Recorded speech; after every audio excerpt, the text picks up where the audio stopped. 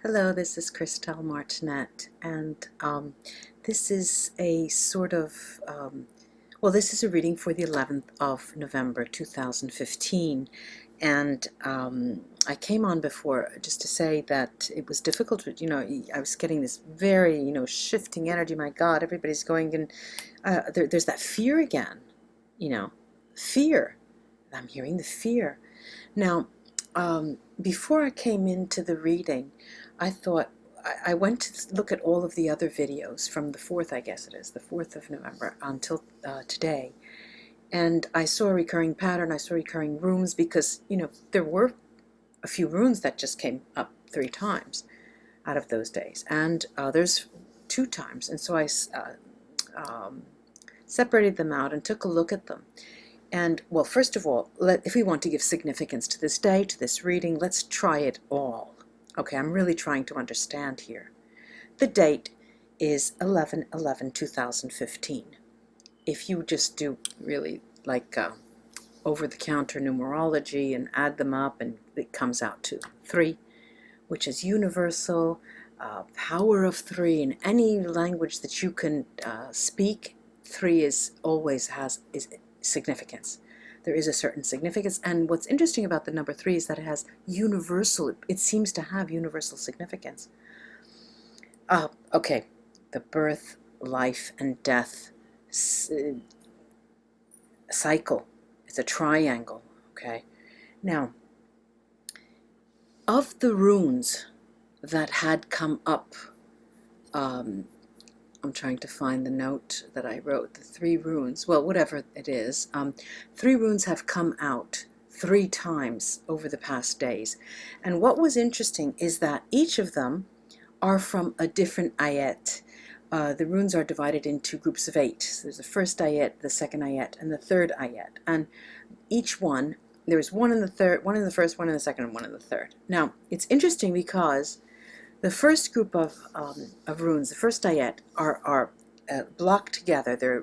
They all seem to have this fiery vibrance, and they're intensively creative, and they're inspiring. It's like initiation. They initiate, all right? And that stands to reason. Then the second is much darker, however. It's a much darker ayat in how they feel, their weight, and the use. And it's almost a sense of sacrifice, the soul that has to go through sacrifice. Then the third ayat is sort of a union between the other 2, and it talks about knowledge gained, and but dearly paid. You have to pay a price for it. But it talks about the balance in the journey. All right. Now, I don't know if that could be of significance to any of you, but I did try to take a look at the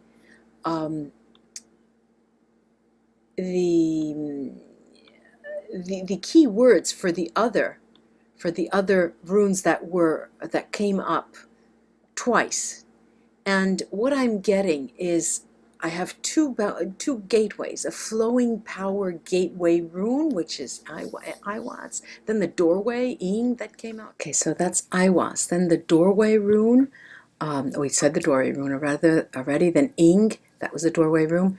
The doorway, Ing, I'm getting confused. All right, we had orality with Anzus, 2 doorways, 2 gateways. There was a rune of inheritance, there was a rune of wealth, and there was ice and fertility. Ice were the perimeters, distinguishing your boundaries. Bjork was fertility. You're going on a journey through a gateway, and you're using your communication, and there's wealth in the process to be gained, and not at cheap price. Now, with that, whatever that meant, I thought, well, I wasn't clear about that. So I said, let me throw the runes. Let me cast the runes again for tonight. And what I have here is one rune here, and there's sort of a cluster of 5 and then another. And this cluster here is just, a mix mash. They speak a message altogether. All right, but let me start with this. This is, has different names. I know it as Tyr. This is a rune of discipline. This is usually a rune of success, but it hides discipline, it hides courage, it hides self-reliance, clarity, mental clarity. And it's interesting that it's pointing up to the following runes, and I'll take them one at a time. We have here, I'll give you the keywords, Thurisats. It removes your illusions. Clarity of mind, removing your illusions. Aiwas, the gateway room. It removes toxic elements. Okay, so there's coming into a lot of clarity. This is need, which is sort of a burning need rune, but it hides endurance. So here it seems like we're getting stronger and stronger and stronger. This is the only rune, Merkstave, and it's Algis. It's the first time we saw this rune. It's the staff, it's the pole that brings the will of the magician. It's the staff, okay, that brings the will of the magician to bear directly on the mortal plane. All right, this is right in the middle of the cast. Now, this must say something to us. By sheer will, you're manifesting. And I'm taking that at face value, and I think we should. And I think we should even stand to the challenge and realize that, take responsibility for what we're doing. This is what I think that's telling us.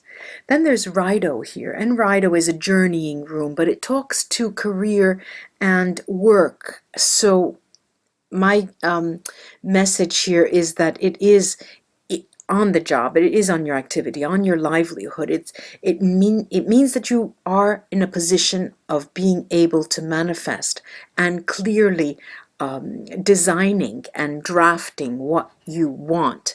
And interestingly enough is that this Bjork came out again. This is the 4th time. And what that means is the only one that's come out 4 times, except Iwat's, the gateway rune, and Bjork. You're going through a rite of initiation. This is the fertility, the beginning. This is it is a new beginning. And I firmly believe that. And this new moon seems to be, I can't tell you, colleagues of mine, other psychics, other readers are going berserk because their clients, subscribers are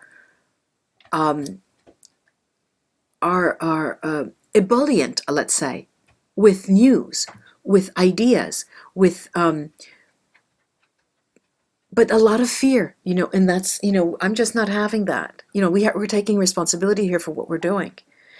And so let me take this is Christelle Martinette doing this to you. Wake up. And let me do some rifles here for those of you who have been watching the progress of my ability to shuffle the cards. I am getting very good at this. Oh well. These are a little too big. Oh, I'll try them with other cards as well. Now, I'm going to go through the cluster to the first tier, then the cluster, and then Bjork. Oop. All right, let's see what we have here. Oh, Lord, help me, please. Lord, help me, please. I have a colleague of mine, a psychic reader, says if I see that damn 2 cups one more time, I'm going to shoot myself. Yes, it is. Okay, I forgot to mention the King and the Queen of Cups. The King and the Queen of Cups came out twice over these past few days, and it is a message. If we want to heed that message, we shall, and we must take responsibility for this, ladies and gentlemen.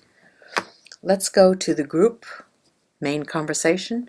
The Two of Pentacles, another two. I think their cards are trying to tell us something. What do you think? Well, we did say that this is concentrating on the work and livelihood, and it is Pentacles and the Two of Pentacles. I'm reading this as change at the same time, a very, very fertile moment of spiritually speaking. And the last is the Five of Swords. I see this as a warning. This is a warning of regrets. Don't pass this period not doing something that you firmly believe in or something that moves your passions, because you will live to regret it. Now, I don't think that is a negative at all message, but my hand is so itchy. I won't take it from the top. I'll put the bottom. Oh my God, there's another message with a 5. Okay, I'm forced to take another from the top. A 5 of Wands. This is double. They really want to tell you, do not pass the gateway without taking action. You will regret it. You will regret it. Let's take the top. And then you can rest. Like the greatest warriors the world over. Mythology, the universe, those warriors who have fought for what they believe and for their passions. Namaste, my friends. It was a pleasure. Till we read again. Let's just embrace that moon today, 11/11/11/11/2015. We shall be back to read together. Bye-bye.